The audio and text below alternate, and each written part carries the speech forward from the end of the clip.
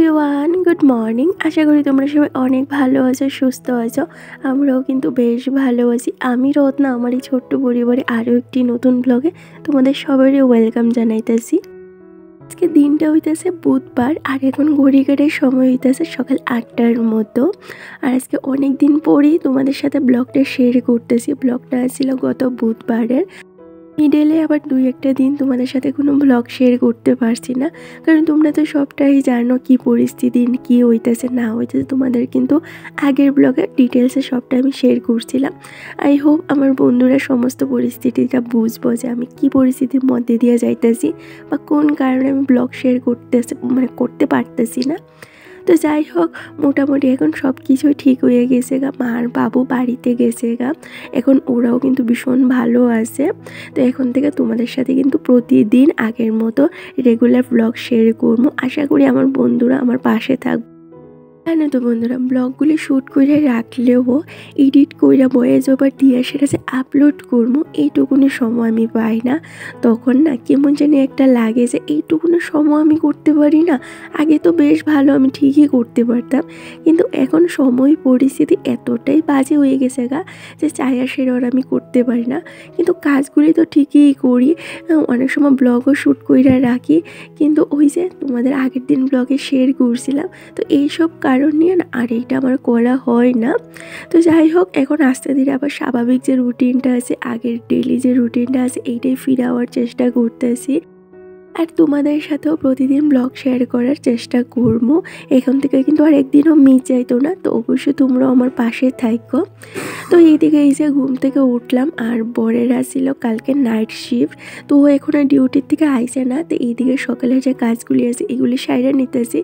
এই যে সকালের রুটিনটা, এইটা তো অনেক দিন ধরে আমি ঠিকঠাক মতো ফলো করতে পারি না, সেই রকম কোনো কাজই হয় না। এই টুকটাক যে কাজগুলি থাকে সকালের বাসি কাজ, এগুলি করি। কি আগে যেভাবে সকালবেলা ঘরদোরটা গুছিয়ে রাখতাম, পরিষ্কার করতাম, বা সকালের যে রুটিনটা ছিল, ইদানিং না এটা একদমই চেঞ্জ হয়ে গেছে গা।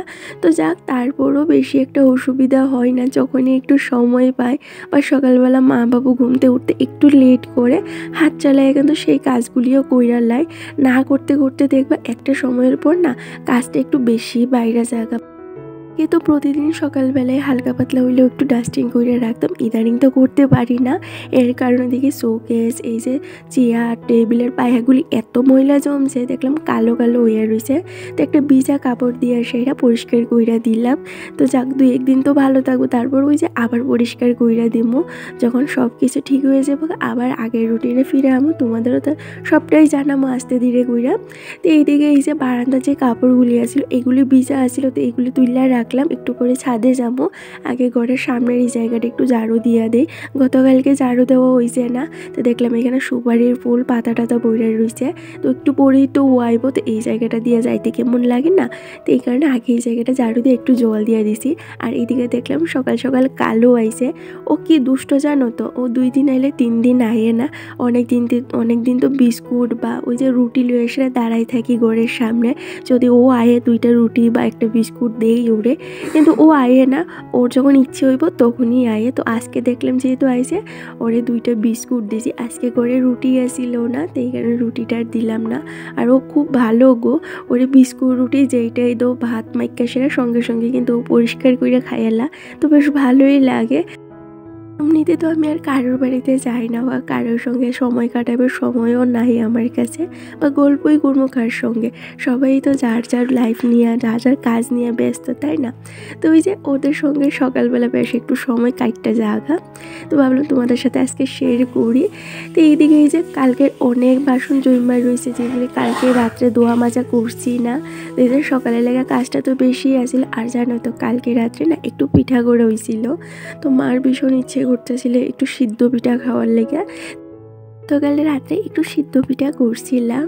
তো কালকে রাত্রে খাওয়া দাওয়া করার পর আর দেখো কত বাসন জমছে, এইগুলি না আর ঘষা মাজা করতে ইচ্ছে করতেছিল, বড় আলসি লাগতেছিল। সেই সন্ধ্যার থেকে এই পিঠা করা নিয়ে সেটা ব্যস্ত। তারপরে এই যে রাত্রের খাওয়ার যে প্রিপারেশন আছে, ভাত গরম, তরকারি গরম, আবার এক্সট্রা করে রান্না বান্না, তো এইগুলি করতে করতে প্রায় 12টার মতো বাচ্চা গেছিল। এই কারণে আর করছি না। বুঝতেই পারি এই যে সকাল থেকে শুরু হয় সেই রাত্র অব্দি কিন্তু চলতেই থাকে। তার মধ্যে কিন্তু সন্ধ্যার সময় আবার এই যে লুচি করা হয়েছিল। তো এই যে লুচি করার পর অনেকটা তেল বাচ্চা গেছে, কড়াইটার মধ্যেই রাখা দিয়েছিলাম। ভাবলাম সকালবেলা এই যে একদম বোতলটার ডাইলটা রাখবো, আর নাহলে ওই রাত্রেবেলা যদি আবার বাটিটার ডাইলটা রাখতাম আরেকটা বাটি ভরবো। এমনিতে এত বাসন ভরে জানো তো, সারাক্ষণ আমার বাসন ধুইতেই লাগে। তার উপরে বাবু তো দুধ দিয়া চা খায় না, তো ওই লাল চা খায়, একটু চিনি ছাড়া খায়। তো একটু পরপরই বাবুর চা খাওয়ার একটু অভ্যাস আছে আর কি, তো একটু পরপরই বাবু চা খায়। আর তোমরা কেউ এইটা মনে করো না আমার শ্বশুর একটু পরপর চা খাওয়া দেখে এটা নিয়ে আমার সমস্যা। না গো, এটা নিয়ে আমার কোনো সমস্যা না। সবারই দেখবে একটা জিনিসের প্রতি একটু রুচিবোধ থাকে, খাইতে ইচ্ছে করে। কেউ একটু পান বেশি খায়, কেউ একটু চা বেশি খায়, তো যেই যেটা ভাল লাগে সেইটা খায়। আমি তোমাদের জাস্ট এমনি কইলাম আর কি যে শ্বশুরমশাই একটু চাটা বেশি পছন্দ করে। বাড়িতে থাকলে তো উনি সারাক্ষণ দোকানেই থাকে, এই যে বাড়িতে এত কিছু খাওয়ার সময়ও পায় না, সারাক্ষণ দোকান নিয়েই ব্যস্ত থাকে। এখন যেহেতু উনি গড়ে আছে সারাক্ষণ, তো গড়িয়ে বাইরে কোনোখানে যাওয়ার জায়গা নাই। দেখবা যারা কাজকর্ম নিয়ে ব্যস্ত থাকে তারা গড়ে বসাই রাখা ভীষণ একটা চাপ, মানে চাপে রয়ে যায় আর কি। তাদের মনটা একদমই গড়ে থাকে না বা স্থির থাকে না। কাজের লোক তো এখানে গড়ে বয়ে থাকে, ওনাদের ভীষণ অস্বস্তি লাগে। যাই হোক, এইদিকে রান্নাঘরের কাজটার সাইরা কাপড় কইটা মিলে দিছে। আর আজকে কি সুন্দর রৌদ্র উঠছে।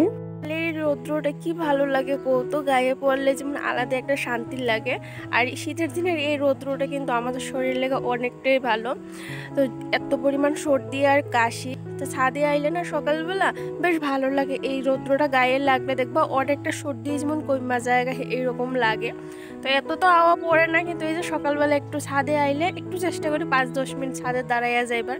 কিন্তু সকালবেলা এত কাজের চাপ থাকে যে একটু বমু শান্তিতে এসে এই সময়টাও থাকে না। আর তোমরা তো সবটাই জানো যে নিচে একদমই রৌদ্র লাগে না। তো ওই যে রৌদ্র যদি পুয়াইতে হয় তাহলে ছাদে আইতে লাগে। 9:30-15 মতো বাইজে গেছে গা, আমার হাজব্যান্ড এখনো আইতাছে না। ওই 9:30 মনে হয় বাইজে যাইবো গা। তো ওইদিকে সকালে সমস্ত বাসি কাজকর্ম সারলাম, এইবার বাসি নাইটিটা গিয়ে ছাড়মু, ছাইরা তারপর টিফিনটা রেডি করবো। বাবু মা দুজনে ঘুম থেকে উঠতে গেছে গা, কিন্তু এখনো খেতা কম্বল লয়ে পইরা রয়েছে। কি কথা, আমি তো এত বেলা করে ঘুম থেকে উঠতে পারতাম না, আমার তো প্রচুর কাজকর্ম থাকে। আর কালকে রাত্রে অনেক পিঠাপুলি করা হয়েছে, তো দেখলে প্রচুর বাসন জমছে, যে কালকে রাত্রে ধোয়া মাজা করতে পারছি না। কারণ এগুলি না এত আটা আটা হয়ে রয়েছে, একটু যদি না ভিজিয়ে রাখি তাহলে এগুলি ধোয়া মাজা করতে পারতাম না। তো ওই কারণে ভিজিয়ে রাখছি, তো সকালবেলা সারলাম। তো ও দেখি এখনো আইতেছে না, তো দেখি চলো এবার নিচে যায়। আর জানো তো আজকে না টানা 2 দিনের পর রৌদ্র দেখা গেছে। কালকেও রৌদ্র উঠছে না, পরশু দিনে রৌদ্র উঠছে না, তো সারাটা দিন কুয়াশা পড়ছে। আর এত কনকনে ঠান্ডা, একদম সহ্য সীমার বাইরে এত ঠান্ডা ছিল। কিন্তু আজকে ঠান্ডাটা একটু কম লাগতেছে, রৌদ্র উঠছে। তো দেখা যাক এখন কত দূর এই রৌদ্রটা থাকে। তো চলো এবার গড়ে যাই, গিয়ে আসি রাস্তা দিলে সকালের যে টিফিনটা আছে এইটা রেডি করবো। কেউ টিফিন দিছি না এখনো। তো চলো আর বেশি কথা কই না, এবার গড়ে যাই। তো সঙ্গে এইদিকে আমি কাপড় টাপড় মেলে দিয়ে এসেরা এবার এই যে ঘরটা মুছে লাইতেছি। আর ওইদিকে বাবু আর মা দুজনই ঘুম থেকে উঠে গিয়েছে গা, তো ওরা ফ্রেশ হইতে হইতে এই যে আমি বাসি ঘরটাও মুছলাম। ও রান্নাঘরটা মুছতে হইব, কালকে রাত্রে পিঠা করার পরে না রান্নাঘরটা তো আর পরিষ্কার করে হয়েছে না। তো ওই যে চালের গুঁড়া টুড়া একদম পড়ে রয়েছে, তো ভাবলাম সমস্ত ঘরটা একবারে মুছে আনলাই। এদিকে ঘরটাও মোছা কমপ্লিট হয়ে গেছে। এইবার ওনাদের লেগে চা আর ওই যে কালকে পিঠা করছিলাম, এই পিঠাগুলি একটু গরম করে দিমু। ঠান্ডা পিঠা দিতে ভালো লাগে না, আর খাইতেও একদম কেমন জানি লাগে, একটু শক্ত শক্ত লাগে। তো ভাবলাম একটু গরম করে তারপর দিমু। চলো বন্ধুরা, এই যে কাজ করতে করতে আমার কিছু মনের কথা তোমাদের সাথে শেয়ার করি। অনেক দিন হয়েছে তোমাদের সাথে কোনো কথা শেয়ার করাও না, অনেক কথা জমা রয়েছে। অনেক সময় চাইয়াও জানো তো কোনো কিছু তোমাদের সাথে শেয়ার করতে পারি না, কারণ আগে পিছে অনেক কিছু ভাবতে লাগে। আমি যে কথাগুলি তোমাদের সাথে শেয়ার করবো, এই কথাগুলি তো শুধু তোমরাই না, আমার অনেক দাঁড়ের মানুষ আছে বা বাড়ির চারপাশে আত্মীয় স্বজন, এমনও অনেক মানুষ দেখে, তারা দেখবা একটা সময়ের পর এই কথাগুলি নিয়ে এসে কিন্তু নানান ধরনের কথা শোনায় বা সমালোচনা করে। এই কারণে কোনো কিছু কইতেও না ভীষণ ভয় লাগে, কারণ এই ভিডিওগুলি তো শুধু তোমরাই দেখতে না, আর তারা না দেখবো সবসময় সুযোগের অভাবে, মানে সুযোগ খুঁজতে থাকে আর কি, যে কখন একটা সুযোগ পাইবো আর তোমার একটা কথা শোনাইব, আর এই কথাটা নিয়ে তোমার পিছিয়ে বইরা যাইব গা। তো কিছু কথা আছে যেগুলো আমি চাই তোমাদের সাথে শেয়ার করতাম। আমরা মেয়েরা যখন শ্বশুর বাড়িতে আই দেখবা অনেক স্বপ্ন নিয়ে আই যে আমার একটা সংসার হইব, সেইখানে আমি আমার পুরো ফ্যামিলি, সেই হোক শ্বশুর শাশুড় বর আরও যারা যারা থাকে সবাই নিয়ে সুন্দর করে চলমু। কিন্তু অনেক সময় কী হয় দেখবা, সারাদিন কাজ করেও না এতটা পরিশ্রম লাগে না, যখন কাজ করার পরে কথা শুনতে হয় যে সারাদিন করোটাই কি তুমি, হ্যাঁ, বা এই সংসারটা তো তোমারই, তারপরে 2টা কাজ করতে না করতে হাঁপাইয়া যাওগা। আর কাজ শেষে যখন শুনতে হয় যে এই সংসারটা তোমার না, তোমার এখানে কোনো অধিকার নাই, সেই সমস্ত কথাগুলি কিন্তু আমরা সব মেয়েরা চুপচাপ শুনে নিই। কারণ আমাদের মা জেঠিমা আমাদের কিন্তু এইটাই শিখাই আইছে, শ্বশুর বাড়িতে যে যাই কোনো দিন কিন্তু মুখ তুললে কোনো কিছু কইতে নাই, কইটা কিন্তু ভালো না, তাইলে তোমার মা বাবার উপরে কথা আইব, তোমার মা বাবা ভালো শিক্ষা দিছে না, এই কথাটা কিন্তু আইয়ে। কিন্তু যখন কইতে কইতে তোমার মা বাবার উপরে জিনিসটা আয়া পড়ে, তোমার মা বাবা কি এই শিক্ষাটাই দিছে, তোমার মা বাবা কি এই যুক্তিটাই দিছে, আরও নানান ধরনের কথাবার্তা, তখন কি কোনো মেয়ে সহ্য করতে পারে গো? তো সে যেই হোক সে এই কথাটা কিন্তু সহ্য করতে পারে না। তখন মনে হয় আমারে কইতেছে তো ঠিক আছে, শুধু শুধু কি লেগে আমার মা বাবার এই জিনিসটার উপরে টাইম না আনে।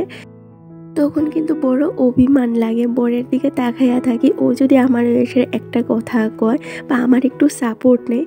কিন্তু এইটা না কোনো দিনই হয় না, কারণ কোনো ছেলেই কিন্তু তার মা বাবার এগেনস্টে গিয়া বোর হয়ে সেটা কথা কয় না, সে যতই রাইট হোক বা ঠিক হোক কোনো দিন কিন্তু কয় না। তখন ভীষণ অভিমান লাগে যে মানুষটার সাথে, মানে যে মানুষটার বিশ্বাস কইরা সব কিছু ছাইরা তার সঙ্গে আছে, আমার মানুষটাই আমার সেটা 2টা কথা কইতে ভয় পা, সেইখানে আমি তার লেগে আমার সমস্ত কিছু ছাইড়া দিছি, আমার নিজের জব কেরিয়ার ড্রিম সব কিছু ভুইলা গেছি গা, তারপরও এত কথার ভাগিদারি, তখন অভিমান লাগে। তো কারোর প্রতি কোনো অভিযোগ নাই জানো তো, এইটাই মনে হয় প্রতিটা মেয়ের কপাল বা আমার কপাল, এইটা ভাইবে কিন্তু সমস্ত কিছুর সঙ্গে মানাইয়া নিছি।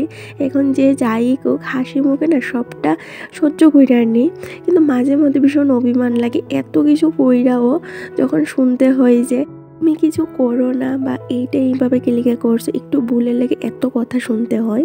মা ওদিকে রান্না করতেছে আর আমি এই যে দুধের বোতলটা রাখতে পাইছি, আয়া দেখলাম এই যে হরিকমাল কাকু আইছে, রাখার ইচ্ছা ছিল, ওই যে আমি রান্না করার সময় যে কড়াই টড়াই ডাকা দে এইরকম ডাকা, আগের দিন তো দেখাইলাম তোমাদের কি কি রাখলাম। আর জানো তো এবার না অনেক কিছু রাখা হয়েছে হরিকমাল কাকুর কাছ থেকে। তো আজকে একটা ইচ্ছা ছিল ডাকনা রাখার, আমার লেগে না মার লেগে। তো ওই ডাকনাটা অনেক বড়, একটু ছোট হইলে নিতাম, যেহেতু মা রান্না বান্না করতেছে। এদিকে আমি স্নানটা সাইরা নেই, প্রায় 11টা সাড়ে 11টার মতো বাজে, তবে অনেকটা বেলা হয়ে গেছে। আর রোদ্র যেহেতু আসে ভাবতেছি একটু স্নান করে গিয়ে ছাদে বমু, কারণ ট্যাঙ্কির জলটা এত পরিমাণ ঠান্ডা, জান তোর গড়ে না আরও বেশি ঠান্ডা লাগে, তো ছাদে একটু বলে বেশ ভালো লাগে। আর আজকে কী রান্না বান্না করতেছে দেখতেই পয়লা, চিকেন করব, তার সাথে ডাল আর একটা কিছু ভাজা বড়া করব। আর জানো তো এই যে মা প্রতিদিন রান্না বান্নার কাজটা সাইরালে, আর এতে না আমি এতটা আলিস্য হয়ে গেছি গা, আমার ওখানে কিছু ভালো লাগে না। এই সকালের যে কাজগুলি থাকে এইগুলি আমি সারি, তারপর মা রান্নাঘরের কাজটা সারালে বাকি যে বাসন মাজা গর্ত পরিষ্কার এইটুকুনি কাজটি আমি সাইরা নিই। তো চলো আর কথা কই না, এবার স্নানটা করি, তারপরে আবার তোমাদের সাথে দেখা হইতেছে, সঙ্গেই থেকো। এইদিকে তোমাদের সাথে গল্প করতে করতে দেখো অনেক দূর আয়ে পড়ছি। তো সকালবেলা বর ডিউটি থেকে আওয়ার সময় নিয়ে আইছে মুরগ, মানে ওই দেশি যে মুরগগুলি আছে এগুলি মার ভীষণ ইচ্ছে করতেছিল, আর বরেরও ইচ্ছে আসছিল। এখানে 1 কেজি ওজনের একটা মুরগ কাঠাইয়া আনছে। তো এইটারও একটু ছোটো করে কাইটটা সেটা দইয়া মারে দিলাম, বা মাংস রান্না করার যে যা যা লাগবো সব কিছু রেডি কইরা মারে দিয়া তারপর বাকি কাজটা সারলাম, যে বাসন কইটা বললো এইগুলি ধোয়া মাজা করলাম। তো এইদিকে এই যে স্নানটা কইরাই পড়ছি, মা কইতেছে আজকে মাই রান্না করব। আমার বর ওর মার হাতের যে মুরগটা আছে ওই রান্নাটা ভীষণ পছন্দ করে, তো এই কারণে মাই রান্না করতেছে। আমি সমস্ত জিনিস কিন্তু আগে দিছি, নিজেরও খারাপ লাগতেছিল যে মার সুরটা ভালো না, তারপরে মা রান্না করবো, আমি নাই করতেছিলাম। তো মা কইতেছে আমার কোনো অসুবিধা নাই, তুমি সব কিছু রেডি করে দাও, আমি এখানে বয়ে বয়ে রান্না করালাম। তো যা যা লাগবো সব কিছু একদম কাইটটা বাইটটা রেডি করে মার হাতে দিয়ে দিছি। তো মা রান্না কইরা এই যে এই মাত্র সারলো। তো এদিকে আমি স্নানটা সারলাম, ঠাকুরের একটা ধূপকাঠি দেখাইয়া এবার আই পড়ছি এই যে রান্নাঘরে। তো এইদিকে আমি এবার রান্নাঘরটা পরিষ্কার কইরা নিতেছি। মারে আর আমি কিছু করতে দিছি না, যেটুকুনি রান্না বান্না করছে এইটুকুনি যথেষ্ট। এবার এই যে বাসন টাসন আছে সবটাই ধোয়া মাজা কইরা এই যে রান্নাঘরটা পরিষ্কার করে নিছি। আর জানো তো রান্নাঘরটা এত নোংরা হয়েছে, এত নোংরা হয়েছে, ঘরের প্রতিটা কোনায় যখন হাত দিতে আসি দেখতে পাই প্রচুর মাকড়সার ঝুল, তার সাথে ধুলা বালু, একদম এত দলা পাকায় রয়েছে যেগুলি দেখতে আমার আর ভালো লাগতেছে না। মনে হচ্ছে কখন এগুলি আমি পরিষ্কার করে নিব, কিন্তু এখন যদি পরিষ্কার করতে যাই তাইলেও দেখবা ওইতো না, তখন আমার আর অন্য ধরনের কথাবার্তা হয় আর কি। তো যাক, এখন আর করতাম না, সব কিছু যখন ঠিকঠাক মতো হয়ে যাইব গা, একটু যখন হালকা পাতলা হইব তখন ঘর দর ভালো করে পরিষ্কার করবো আস্তে আস্তে। তো এইদিকে এই যে আজকে দুপুরে যা যা রান্না হলো তোমাদের এক ঝলক একটু দেখিয়ে দেই।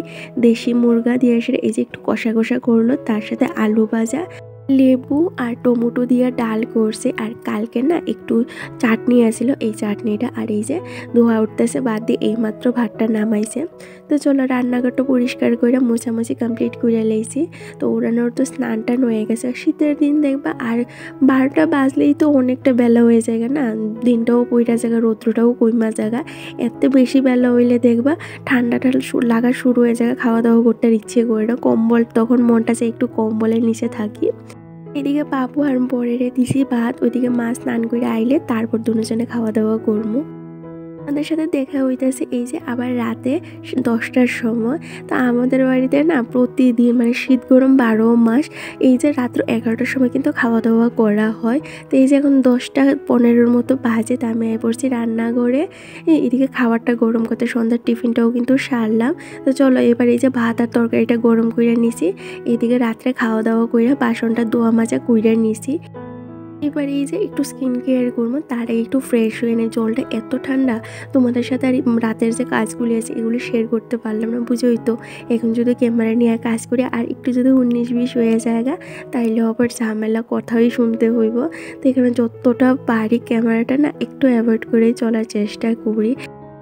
যতটাই আমার নিজের কাজ হোক বা আমার ভালো লাগে এখান থেকে পয়সা পাই, তারপরেও এই কাজটা কেউ কিন্তু কাজের মধ্যে গণে না আর কি। তো যাই হোক, যে যেভাবে ভালো থাকে তারা সেইভাবেই ভালো রাখার চেষ্টা করি। আজকের ব্লগটা এই পর্যন্তই। ভালো লাগলে অবশ্যই চ্যানেলটা সাবস্ক্রাইব করে লাইক অ্যান্ড কমেন্ট করে জানায়। আজকের জন্য টাটা, শুভরাত্রি।